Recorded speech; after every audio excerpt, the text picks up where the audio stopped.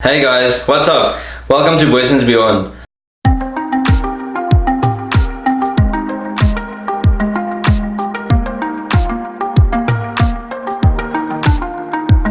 I first want to apologize for not being able to upload a new video last Friday.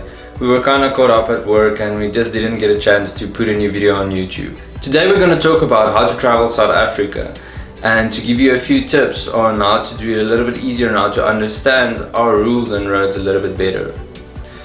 Firstly, you're probably going to arrive in South Africa at an international airport called Oliver Tambo, or you're going to arrive in Cape Town or the King Shaka airport close to Durban. Now, all three of them are international airports. If you want to rent a car, there's many rental car companies at the airport itself, and you can pay with Visa or MasterCard or with cash. Just remember to fill out your insurance and everything thoroughly.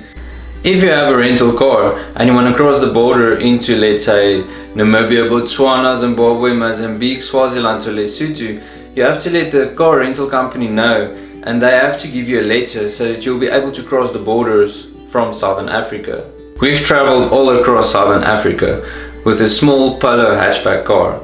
So most of the places and areas are accessible and you can go sightseeing with almost any car you'd like. If you do get a rental car, here's a few stuff that you need to remember.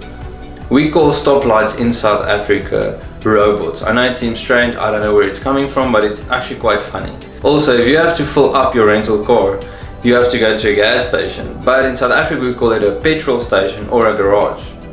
You might be used to having to fill up the car yourself, but in South Africa we have attendants that will help you to fill up your car with diesel or petrol. Also, they will wash your windows, they will check your tire pressure, they will check your oil and water, and a tip is always welcome. So don't get frightened if a lot of people run towards you when you stop at the petrol station. If you're using the main highways in South Africa, just prepare to pay toll fees. You can pay either with cash or you can pay with a credit card. But don't get caught without any money, because you might have to go to the cars behind you to ask for money. If you need to go and do some shopping, some shopping centers has a paid parking lot where you get a ticket before you go in, and then if you're ready to leave you have to pay at a certain pay point, or you go to the exit and there'll be a attendee where you can pay for your ticket. Also, at some shopping centers they have unofficial car guards that will guard your car, but they don't help that much, but it certainly gives you peace of mind, and if you give them a tip it's appreciated.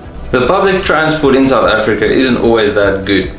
Some of it might be a little bit better in the bigger cities, but I wouldn't suggest to use a minibus taxi or just an unmarked vehicle.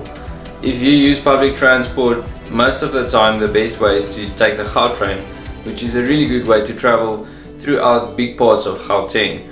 But the only problem is it's only in Gauteng, so you won't be able to use it in the Durban area or Cape Town area. We use Uber quite often in all different areas of Southern Africa, so they're really reliable and safe to move around.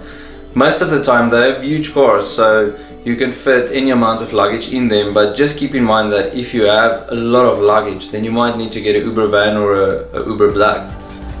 This is just a few quick tips on how to travel throughout South Africa. Next week we'll talk about the accommodation and how it works through the hotels and the backpackers and bed and breakfast. So stay tuned for next week for another video.